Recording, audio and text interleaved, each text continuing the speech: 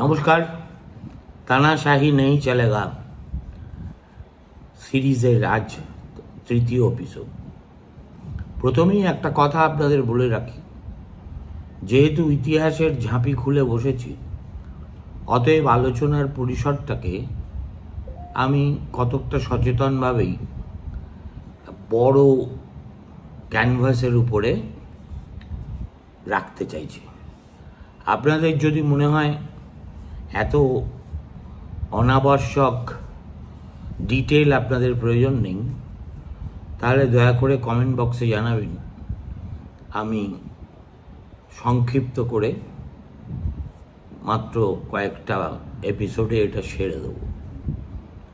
নতুবা আমার ইচ্ছে আছে এই গোটা পরিপ্রেক্ষিতটাকে, এমার্জেন্সি তো একটা স্বয়ম্ভূ দুর্ঘটনা ছিল না, এমার্জেন্সির আগে ছিল, এমার্জেন্সি চলাকালীন ছিল, এমার্জেন্সির পরে ছিল, সব মিলিয়ে যদি ভারতবর্ষের সংসদীয় গণতন্ত্রের ইতিহাসের এই কালো অধ্যায়টিকে ধরতে হয়, তাহলে বিস্তারিত আলোচনা করাটা জরুরি বলে আমার মনে হচ্ছে।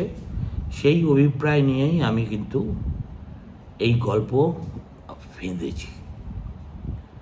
দেখুন, 1971 সালের মার্চ মাসে 2/3 সংখ্যাগরিষ্ঠতা নিয়ে ইন্দিরা গান্ধী ক্ষমতায় এসেছিলেন।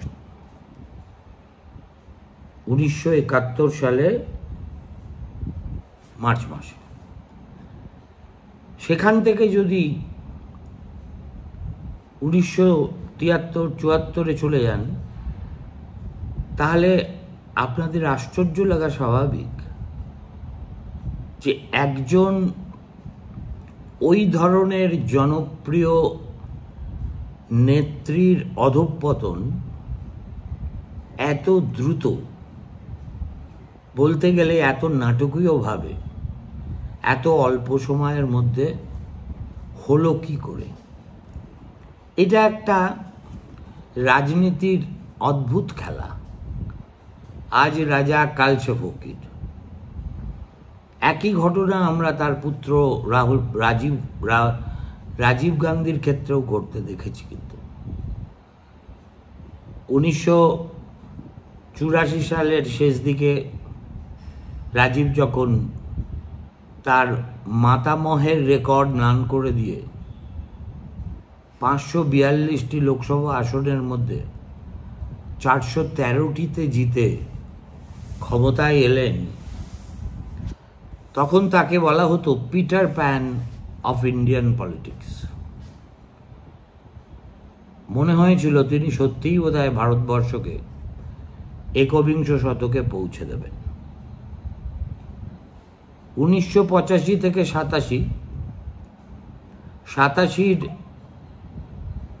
মাঝামাঝি নাগাদ সুইডিশ রেডিও থেকে যেই বফর্স কেলেঙ্কারির প্রথম খবরটি প্রকাশিত হলো, দৃশ্যপট বদলে গেল একেবারে নাটকীয়ভাবে। 85-র পিটার প্যান 87-তে পর্যবসিত হলেন একজন ব্রুডিং কিংলিয়ারে। কিংবা ঘরের কাছে একই দৃষ্টান্ত যদি দেখতে চান, বুদ্ধবাবুর দিকে তাকাবেন। 2006 সালে 235টি আসন জিতে বিধানসভায় ফিরেছিলেন বুদ্ধদেব ভট্টাচার্য। 2008-এর পঞ্চায়েত ভোট থেকেই পরিষ্কার হতে শুরু করলো যে সিপিএমে ধস নামছে। প্রথমে পঞ্চায়েত নির্বাচনে, তারপর লোকসভার নির্বাচনে, শেষমেশ 2011-র কি কাণ্ড হয়েছে সেটা আর নতুন করে বলার অপেক্ষা রাখে না। কিন্তু আমার বক্তব্য হলো, ইন্দিরা গান্ধীর মূল্যায়ন যদি আমরা শুধুমাত্র জরুরি অবস্থার প্রিজম দিয়ে করার চেষ্টা করি, তাহলে কিন্তু এই নেত্রীর প্রতি আদৌ সুবিচার করা হবে না। আজকে বিজেপি নেতৃত্ব এই এমার্জেন্সির বাইরে ইন্দিরা গান্ধী সম্পর্কে অন্য একটি কথাও বলেন না, সেটা তাদের নিজস্ব দলীয় রাজনৈতিক বাধ্যবাধকতার কারণে।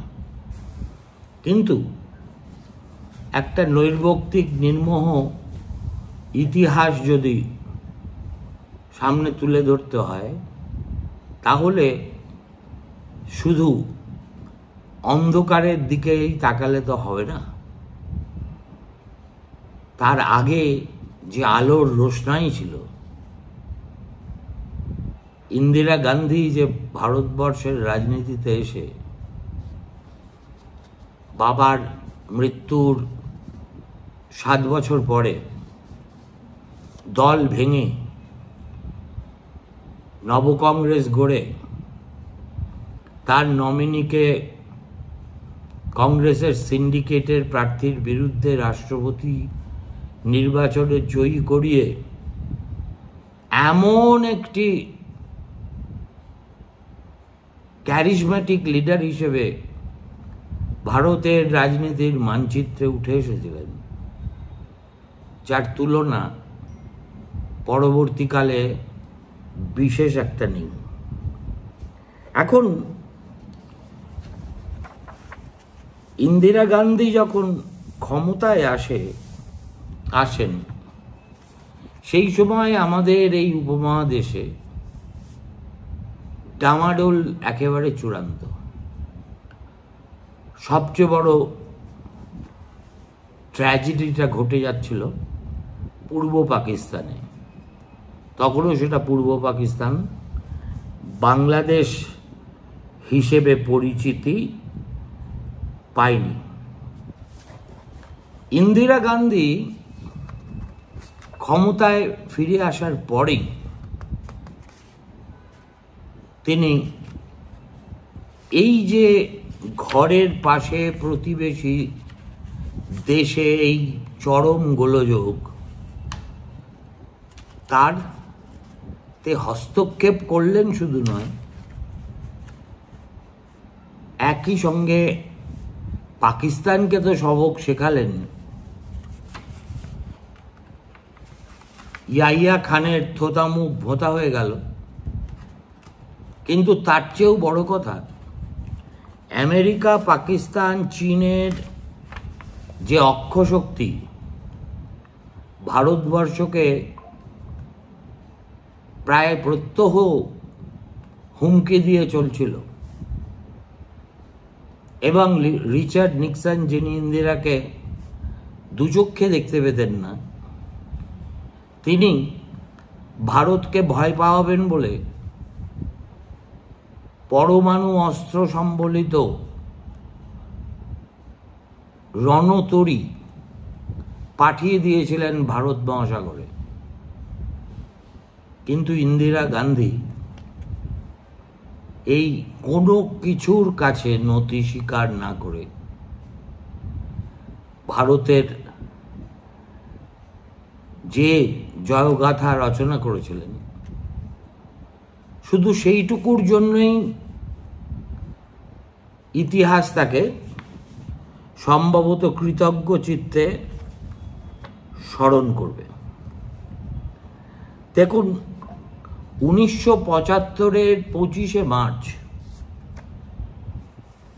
বাংলাদেশের সেই যুদ্ধের কাহিনী যখন হচ্ছে, আমরা ছোট, 71 সাল সবে ঝাড়গ্রাম থেকে কলকাতায় এসেছি, হাফ প্যান্ট থেকে ফুল প্যান্টেও উঠিনি, গোফের রেখা সবে বেরোতে শুরু করেছে। তবু 71-এর সেই দিনগুলোর স্মৃতি এখনো চোখ বন্ধ করলে আমার চোখের সামনে সিনেমার এক একটা দৃশ্যের মতো আমি চোখ দেখতে পাই। 1971-এর 25শে মার্চ রাত্রি 9টার সময় পূর্ব পাকিস্তানে খান সেনাদের অকথ্য অত্যাচার শুরু হয়েছিল। তাকে অচিরেই গ্রেফতার করা হবে বুঝতে পেরে মুজিবুর রহমান সে রাতেই ঘোষণা করেন, দেশবাসীর উদ্দেশ্যে বলেন, আপনাদের কাছে হয়তো এটাই আমার জীবনের শেষ বার্তা।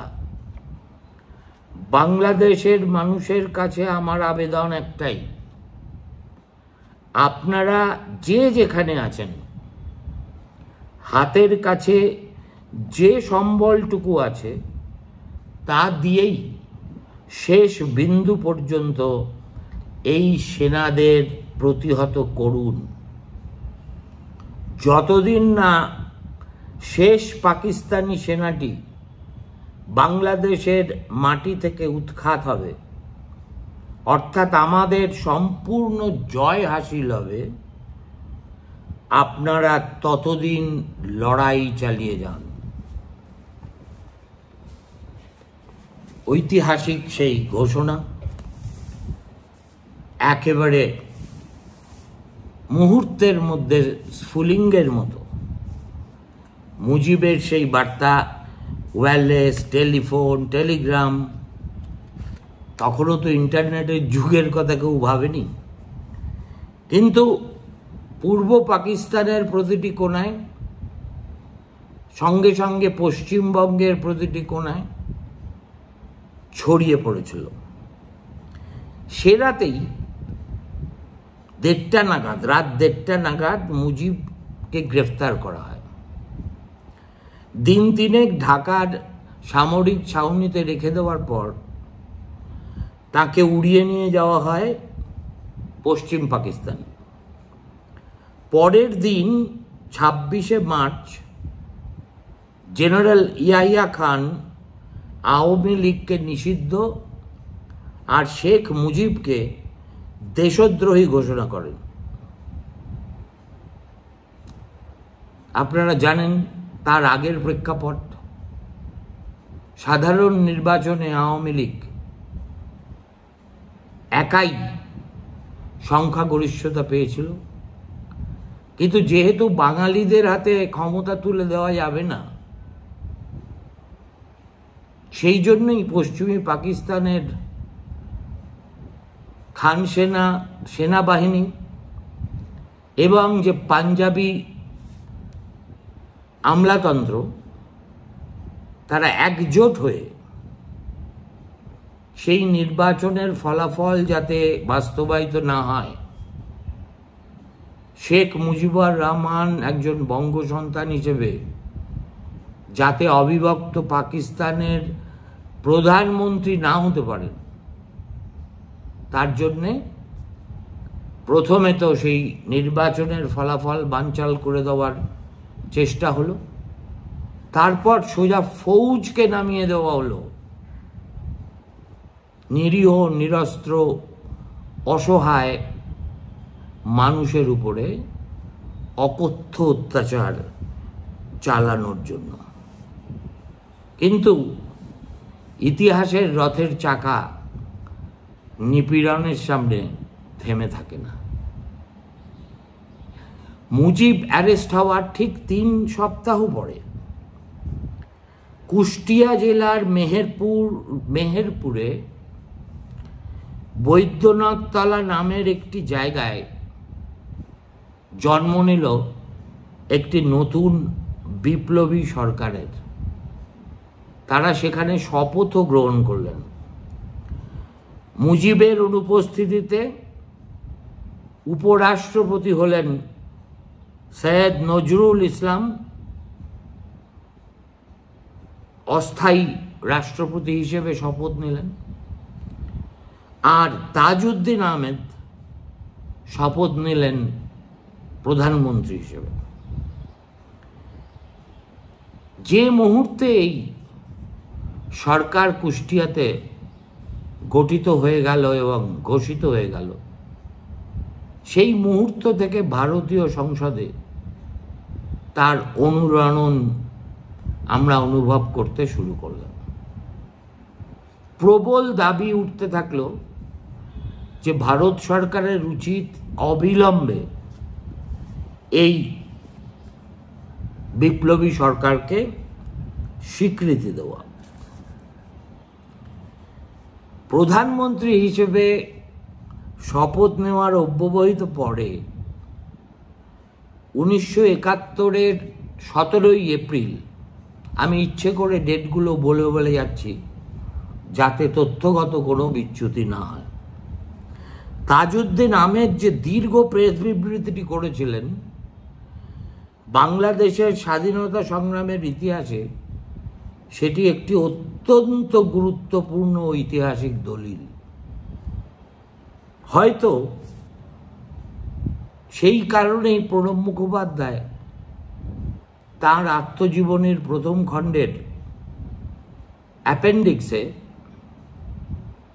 এই বিবৃতিটিকে সংযোজিত করেছেন। কিভাবে এবং কোন পরিস্থিতিতে ইয়াহিয়া খান পূর্ব পাকিস্তানে বর্বরচিত সামরিক অভিযান শুরু করেছেন তার দীর্ঘ ব্যাখ্যা দেওয়ার পরে তাজউদ্দিন ওই বিবৃতিতে তাদের সরকারকে অবিলম্বে স্বীকৃতি দেওয়ার জন্য উদাত্ত আহ্বান জানিয়েছিলেন বিশ্বের সব গণতন্ত্রপ্রিয় মানুষের কাছে। এমন নির্বিচার গণহত্যা দেখেও যেসব দেশ চুপ করে আছে, পড়ুন চীন এবং আমেরিকা, এবং পাকিস্তানের ঐক্য এভাবেই সুরক্ষিত থাকবে বলে মনে করছে, তাদের উদ্দেশ্যে তাজউদ্দিনের বক্তব্য ছিল এমনকি ইয়াহিয়া খান নিজেও এমন সুখ স্বপ্ন দেখতে পাচ্ছেন না। পাকিস্তান মৃত, কেননা ইয়াহিয়া নিজেই তাকে হত্যা করেছেন। স্বাধীন রাষ্ট্র হিসেবে বাংলাদেশের আবির্ভাব এমন একটি ঐতিহাসিক সত্য যা আর বদল করা যাবে না। আজ না হয় কাল দুনিয়ার ছোট বড় সব দেশকেই স্বীকার করে নিতে হবে স্বাধীন বাংলাদেশের অস্তিত্ব। এত চমৎকার একটা বিবৃতি বলুন, ভাষণ বলুন, যে নামেই ডাকুন, এত বছর পরে এখনো পড়লে রক্ত গরম হয়ে ওঠে। এখানেই থেমে থাকেননি তাজউদ্দিন। তারপরে বলেছেন মানবতা এবং রাজনীতি দুয়ের স্বার্থেই সব বৃহৎ দেশের উচিত ইয়াহিয়া খানের উপরে চাপ সৃষ্টি করা যাতে এই গণহত্যা অবিলম্বে বন্ধ হয় এবং পাকিস্তানি সেনা পশ্চিম পাকিস্তানে ফিরে যায়। তাদের সংগ্রামে নিঃশর্ত সমর্থন জানানোর জন্য ভারত এবং সোভিয়েত ইউনিয়নের প্রতি কৃতজ্ঞতা জানিয়ে একই কাজ করতে গিয়ে চীন, আমেরিকা, ফ্রান্স ও গ্রেট ব্রিটেনের কাছে বিশেষভাবে আবেদন জানিয়েছিলেন তাজউদ্দিন। তার বক্তব্য ছিল এই দেশগুলি যদি সম্মিলিতভাবে ইয়াহিয়া খানের উপরে চাপ সৃষ্টি করে তাহলে পাক জঙ্গি শাসকের সাহস হবে না আর একটি দিনও বাংলাদেশে অত্যাচার চালানোর। একদিকে তাজউদ্দিন যখন এই অ্যাপিল করছেন বিশ্বের সমস্ত দেশের প্রধানদের কাছে, ইন্দিরা গান্ধী তখন গোপন কূটনীতির আশ্রয় নিয়ে গোটা পৃথিবীর বিভিন্ন প্রান্তে বাংলাদেশের হয়ে কথা বলতে ইয়াহিয়া খানের উপরে চাপ সৃষ্টি করতে ভারতবর্ষের প্রতিনিধিদের পাঠাতে শুরু করেছিলেন। এমনকি জয়প্রকাশ নারায়ণ, যিনি আর বছর কয়েক পরেই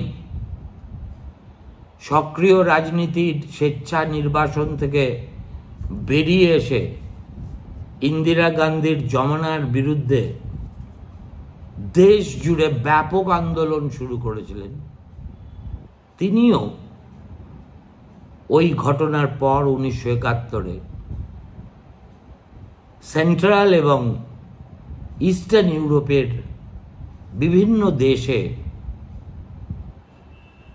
ভারতবর্ষের দূত হয়ে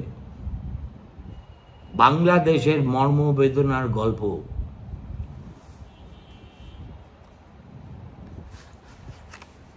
পৌঁছে দিয়েছিলেন। এর মধ্যে ভারতবর্ষের পক্ষে শিরোপীড়ার একটা মস্ত বড় কারণ ঘটে গিয়েছিল। সেটা হচ্ছে হঠাৎ নাটকীয়ভাবে চীনের সঙ্গে আমেরিকার সম্পর্ক নতুন করে পুনঃস্থাপিত হলো। 1949-এ চীনা বিপ্লবের পর থেকে কখনো চাইনিজ কমিউনিস্ট পার্টি বা পিপলস রিপাবলিক অফ চায়নার ছায়া মারাতেও অস্বীকার করত ওয়াশিংটন। একে তো আদর্শগতভাবে বৈরিতা ছিল, অন্যদিকে মাও সেতুংকে, চৌয়েনলাইকে, চুতেকে ওয়াশিংটন দানবীয় দৈত্য ছাড়া আর কিছুই মনে করত না। সেই অহিনকুল সম্পর্কে হঠাৎ করে রদবদল হয়ে গেল এবং গোটা বিশ্বের দৃশ্যের অন্তরালে এই অসম্ভবটা সম্ভব করেছিলেন প্রধানত দুজন। রিচার্ড নিক্সনের জামানার secretary of state Henry Kissinger আর পাকিস্তানের জঙ্গি শাসক এই ইয়াহিয়া খান। নিক্সন পাকিস্তানের এই জেনারেলকে ব্যক্তিগতভাবে খুব পছন্দ করতেন। তাকে ঘরোয়া আলোচনায় হুইস্কি ড্রিঙ্কিং জেনারেল বলে মজা মস্করাও করতেন। তাছাড়া চীনের সঙ্গে আমেরিকার সম্পর্ক স্বাভাবিকীকরণের কাজে ইয়াহিয়া প্রচণ্ড সাহায্য করেছিলেন বলে তার প্রতি নিক্সনের হোয়াইট হাউসের এক ধরনের কৃতজ্ঞতা বোধ ছিল। তার ফলটা এমন দাঁড়ালো যে স্বাধীন বাংলাদেশের জন্ম একদিকে অবশ্যম্ভাবী হয়ে উঠলেও আন্তর্জাতিক মঞ্চে পাকিস্তান একেবারেই নির্বান্ধব ছিল না, বরং ভারতের বিরুদ্ধে চীন, মার্কিন, পাকিস্তান অক্ষশক্তির অভ্যুদয় ছিল ইন্দিরা গান্ধীর কাছে সে সময় সবচেয়ে বড় চ্যালেঞ্জ। সে সময় ইন্দিরা যে ঝুঁকিটা নিয়েছিলেন আর 5 জন নেতার পক্ষে সেটা সম্ভবই ছিল না। প্রণব মুখোপাধ্যায়ের এই মন্তব্যের কে আমি স্তাবকের অতিশয়োক্তি হিসেবে ধরব না, নির্জলা সত্য হিসেবেই মেনে নেব। বাংলাদেশের মুক্তিযুদ্ধে তিনি গোড়া থেকে সমর্থন জানিয়ে এসেছিলেন এই বাস্তব সত্যটুকু হৃদয়ঙ্গম করেই যে এর পরিণতি কতটা ভয়াবহ হতে পারে কেননা পাকিস্তানের পিছনে আমেরিকা আছে, চীনও আছে। অবিশ্বাস্য মার্কিন চাপ এবং চীনের নানাবিধ হুঙ্কারের সামনেও ইন্দিরা গান্ধী কিন্তু মাথা নত করেননি। না করে প্রমাণ করে দিয়েছিলেন তার স্নায়ুগুলি ইস্পাতের মতো কঠিন। ইন্দিরা গান্ধীকে সেই যে আয়রন লেডি বলে দুনিয়া চিনল, এমার্জেন্সির কালিমা না এলে সেই গৌরব গাথা নিয়েই তিনি হয়তো বিদায় নিতে পারতেন। এখন ইন্দিরা গান্ধীর সমালোচনা করার সঙ্গত অনেক কারণ আছে, অনেক দিক আছে। যেমন আমাদের দেশের প্রায় প্রত্যেকটি গণতান্ত্রিক প্রতিষ্ঠানকে তিনি যেভাবে ধ্বংস করেছিলেন, যেভাবে জরুরি অবস্থা জারি করে গণতন্ত্রের কণ্ঠরোধ করেছিলেন, তার জন্য ইতিহাস ইন্দিরার প্রতি নির্মম হবেই। কিন্তু একই সঙ্গে এটাও তো সত্য যে বাংলাদেশ যুদ্ধে তিনি যেরকম অকুতভয় হয়ে দেশকে নেতৃত্ব দিয়েছিলেন, গোটা বিশ্বেই তার সমতুল্য নজির চট করে খুঁজে পাওয়া মুশকিল।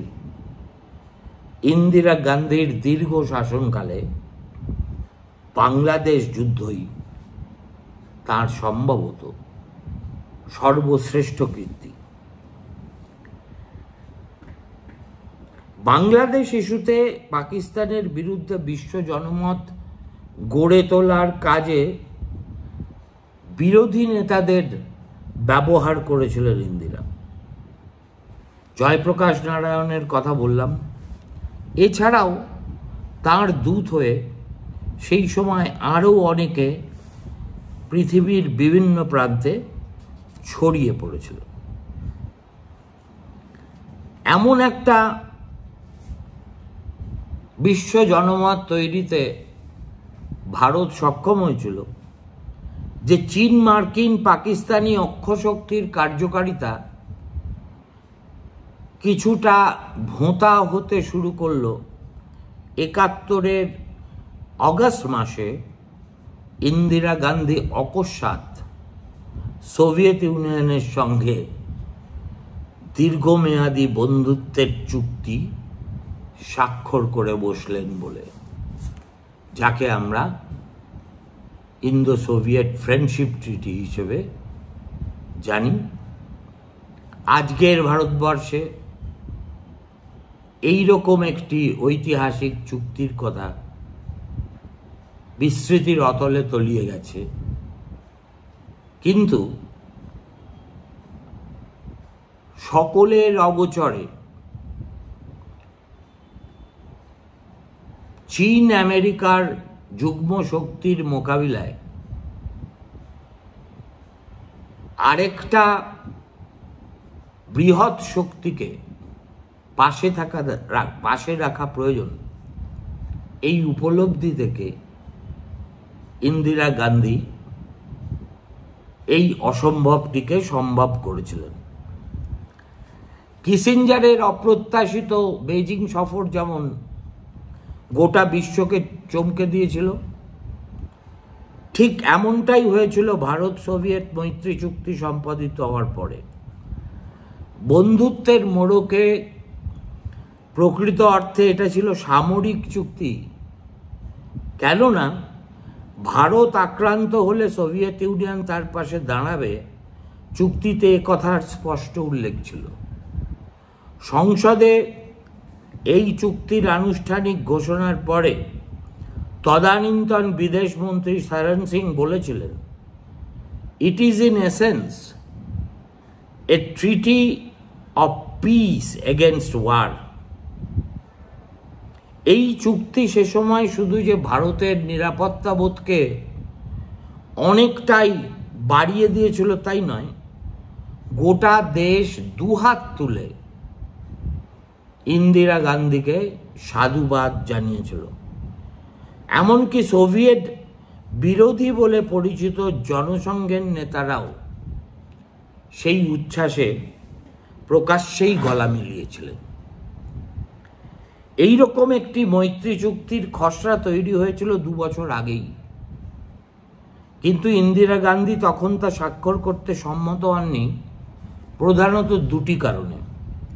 এক, ভারতবর্ষের মতো সে সময় পাকিস্তানের সঙ্গেও মস্কোর সুসম্পর্ক স্থাপনের চেষ্টা করছিল, এমনকি ইসলামাবাদকে মস্কো অস্ত্র রফতানিও করেছিল।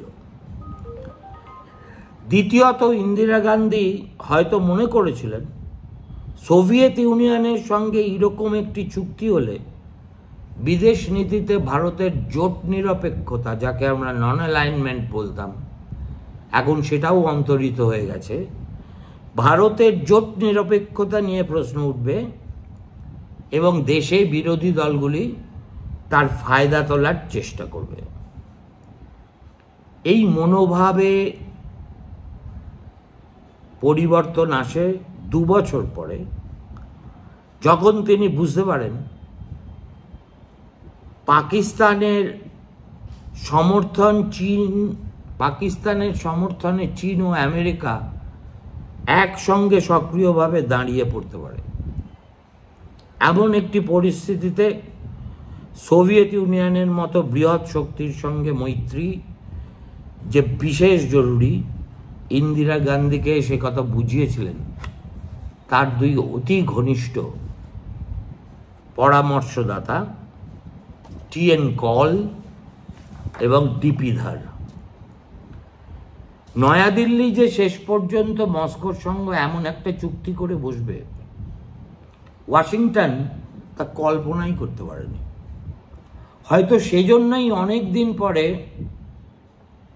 তার স্মৃতিকথায় হেনরি কিসিঞ্জার লিখেছিলেন, "It was like throwing a lighted match into a powder keg." তারপরে ইন্দিরা নিজে ওয়াশিংটন সফরে গিয়েছিলেন, নিক্সন কিসিঞ্জারের সঙ্গে বৈঠক করেছিলেন। সেই বৈঠকের গোপন কার্যবিবরণী খুব সম্প্রতি আমেরিকার স্টেট ডিপার্টমেন্ট জনসমক্ষে প্রকাশ করেছে। সেটা এতটাই চাঞ্চল্যকর এবং রোমাঞ্চকর যে আগামীকাল আমি ইন্দিরার ওয়াশিংটন সফর নিয়ে ভিডিও করব। তারপরে আবার ফিরে যাব বাংলাদেশ হয়ে স্বদেশে। ভালো থাকবেন, নমস্কার।